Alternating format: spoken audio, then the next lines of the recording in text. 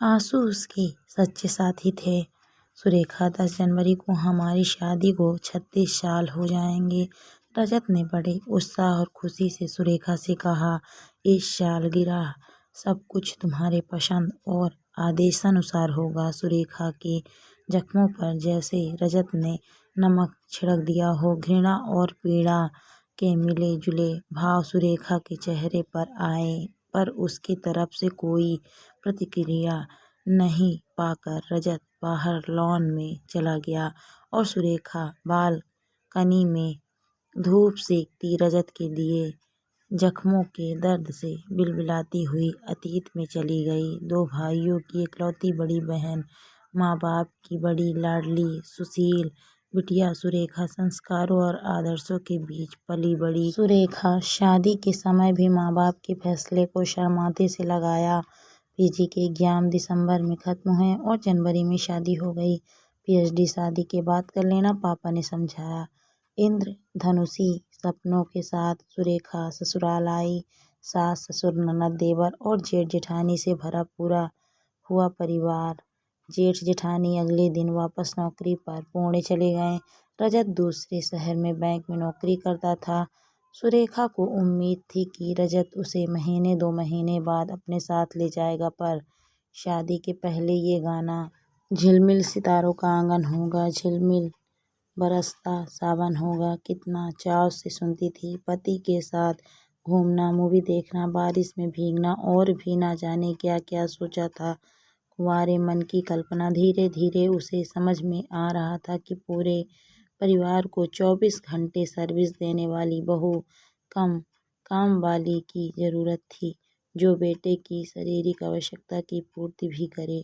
छोटी छोटी बातों पर सास मायके वालों को कोसने लगती, अपशब्द कहने लगी। सुरेखा चुपचाप सुन लेती, इस उम्मीद में कि रजत को पता चलेगा तो माँ को जरूर समझाएंगे।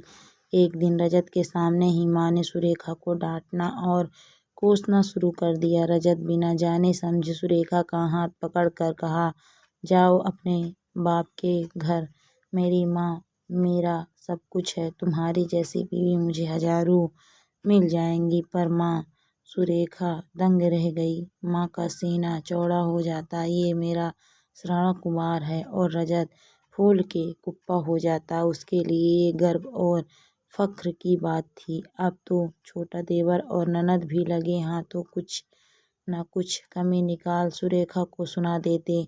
ससुराल में एक लड़की अपने पति के साथ पहली बार प्रवेश करती है। पति का साथ होने पर सारे कष्ट तकलीफ हंसते हंसते बर्दाश्त कर लेती है। पति के 2 मीठे बोल और मैं हूं ना, ये एहसास ही काफी होता है एक नवविवाहिता को नए वातावरण में खुद को स्थापित करने के लिए, और रिश्तों की यही सुदृढ़ नींव भविष्य में मजबूत अभेद दुर्ग बन जाती है। पर सुरेखा का जीवन साथी भी उसके साथ नहीं था। आंसू उसके सच्चे साथी थे।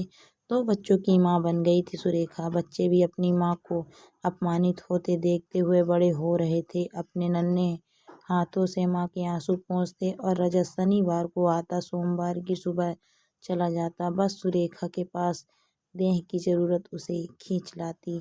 समय गुजरा, ननद अपने घर चली गई शादी करके, देवर की शादी हो गई। फिर पत्नी के लिए छोटे भाई की परवाह, माँ के सामने ढाल बन के खड़ा हो जाना, ये सब रजत के लिए आश्चर्य की बात थी। उसे अपनी करतूतें याद आने लगी जब उसने माँ की शिकायत पर सुरेखा पर हाथ भी उठा दिया था, और सुरेखा रो रो कर कह गई थी, कभी अपने माँ बाप से अपना कष्ट साझा नहीं किया, किस मिट्टी की बनी थी। और फिर देवर अलग डेरा लेकर पत्नी के साथ चला गया। दोनों बच्चे भी आज जॉब और जीवन दोनों में सेटल हो गए हैं। सास ससुर को गुजरे जमाना हो गया, पर रिश्तों में ठंडापन अब हिमशिला में परिवर्तित हो गया है। ना वो रजत के लिए कोमल भावनाएं रही, ना कोई लगाव, ना एहसास। औरत का मन बहुत कोमल होता है, पर परिस्थितियां इसे पत्थर बनने पर मजबूर कर देती है। पति से क्या चाहती है? थोड़ा प्यार, थोड़ा सम्मान, थोड़ी इज्जत और अपने आत्मसम्मान और स्वाभिमान की रक्षा का छोटा सा वादा। और बदले में समर्पित कर देती है अपना पूरा जीवन। कभी पत्नी, कभी दोस्त, कभी माँ, कभी बहू तो कभी दादी नानी के रूप में।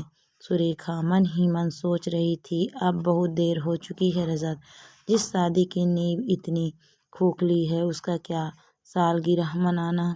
सालगिरह का नाम तुम्हारे मुंह से सुनकर ऐसा लगता है जैसे तुमने मेरे जख्मों पर नमक छिड़क फिर से दर्द और गम के गहरे समुंदर में ढकेल दिया है। दोस्तों, कहानी आपको कैसी लगी है कमेंट करके ज़रूर बताइए। कहानी अच्छी लगी तो वीडियो को लाइक शेयर करें। अगर आप मेरे चैनल पर नए हैं तो प्लीज़ मेरे चैनल को सब्सक्राइब भी करें। Thank you for watching my video.